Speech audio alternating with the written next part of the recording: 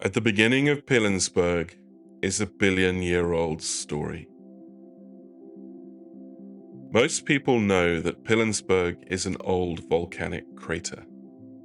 What they don't know is that it's a rare alkaline ring dike. While most visitors see the hills of Pilanesberg as just a backdrop, in fact, they're dynamic characters in the formation of this unique conservation story. What we see now is a cross-section of magma pipes located deep beneath a volcano that failed to erupt. Collapse of the center created a low-lying basin for Manquay Dam, the largest body of water in the reserve and the central stage for most wildlife interactions. Perhaps the most unique outcome of this alkaline geology is that it created an ecological overlap between two major biomes. The park sits exactly in the transition zone between the arid, dry Kalahari to the west and the wetter lowland bushveld to the east. And this goes to the heart of Pilanesberg. There's a mix of species that wouldn't normally coexist. There's brown hyena and springbok, typical of the arid zones, living side by side with impala and other species from the wetter regions to the east. This 572 square kilometer crater looks pristine, but to understand this park, you have to look past the animals and see the fences. This wilderness wasn't found. It was assembled. The official history says that people gave the land voluntarily. The reality is somewhat complicated. This place exists because of a delicate, tension-filled bargain between conservation, a casino, and the people who call this place home. I've been thinking a lot on this trip about what these places, these wild environments mean. Personally to me. And I keep thinking about a sable antelope that my brother and I saw here some years ago. I remember a black rhinoceros that I saw with my mother here years before that. And those moments are etched in my memory as I drive around this reserve. And it's the same for many of the wildlife locations in South Africa. They are decorated with memories of my family. And sadly, there aren't enough of those memories. Which is why it's a sad trip in a way, because I'm alone, not with Fiona or anyone else. So I'm sharing these moments with you. Intensely personal moments, but they're better when they're shared, aren't they? Wildlife experiences.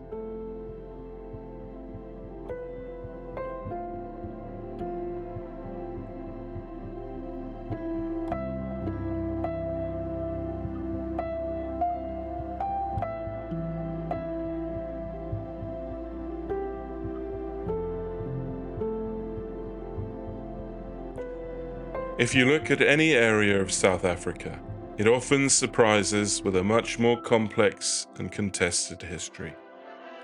The concept for Pilanesberg originated in 1969.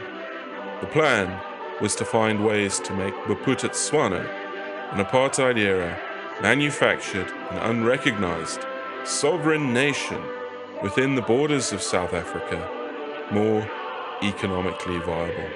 The political muscle came in the controversial shape of Lucas Mangophe, the leader of Bophuthatswana. Famously, it was Mangophe who protected the integrity of the ring dike itself when casino mogul Sol Kerzner applied to build his resort right in the middle. Pilanesberg was duly assigned as a scenic amenity for the true heart of the project, the gambling mecca of Sun City.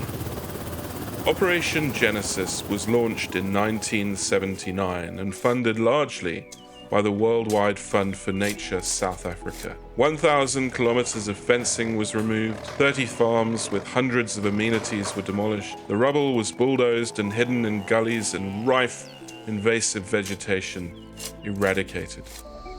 Then, in the early 1980s, a staggering restocking began. 6,000 disease-free animals representing 22 species were trucked into the park from areas as distant as Namibia and the Eastern Cape. Among these were the troubled teens of the elephant world, orphans who went on a killing rampage in behavior unknown elsewhere. So Basil and I, traveling backwards down this road, because there's a big bull elephant lumbering up the road, occasionally shaking his head to tell me to back off a bit more. It's about 60, 70 meters in front of me, bearing in mind that Basil can't go as quickly in reverse, potentially as a charging elephant. In the early 90s, rangers started finding rhino carcasses in the bush, but it wasn't poaching. The horns were still there. There was no explanation for it, and the park set up hidden cameras to find out what was happening. What they saw was scarcely credible. A gang of teenaged elephants murdering a rhino. To understand why, they had to consider the flaws in Operation Genesis. In the early 80s, they didn't have the knowledge needed to move adult elephants. Instead, a group of young orphans was deposited into a new world. In a Lord of the Flies scenario, they entered a muth state of heightened aggressive sexuality 10 years earlier than they should have. Without the suppression of older, dominant males, these young bulls formed gangs, and two ringleaders named Tom Thumb and Mafuto were actually recruiting others to terrorize the park. Together, they killed 17 rhinos, and the park had to make a choice. Either shoot the gang or try something radical. By 1998, it was possible to transport adult elephants. 6 bulls from Kruger, including a giant named Amarula, arrived. And according to park legend, the moment Amarula stepped off the truck, the hierarchy shifted. When the young delinquents approached him, maybe to challenge him, Amarula didn't hesitate. He knocked them into line. The effect was chemical. Presence of a dominant male suppressed testosterone in the youth. They dropped out of muth, and the rhino killings ceased. Amarula became famous in 2011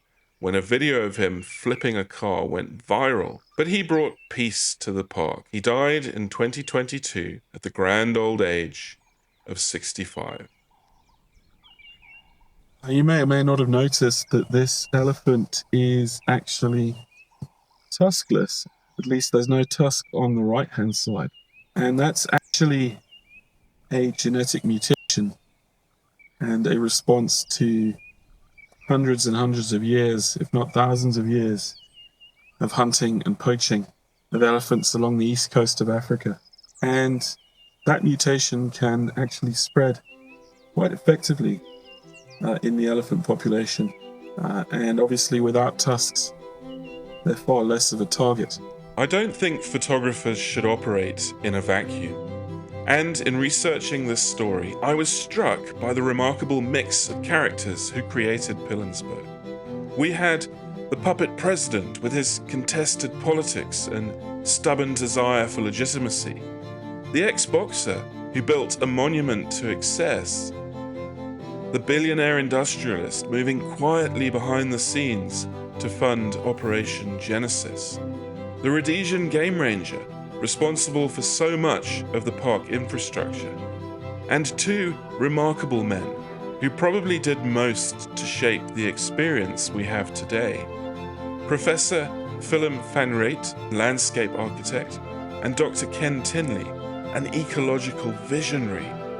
Recognizing that the small space within the crater would be negatively impacted by traditional internal rest camps, the pair were instrumental in designing the idea of peripheral development, which undoubtedly gives Pilanesberg its wild feel today.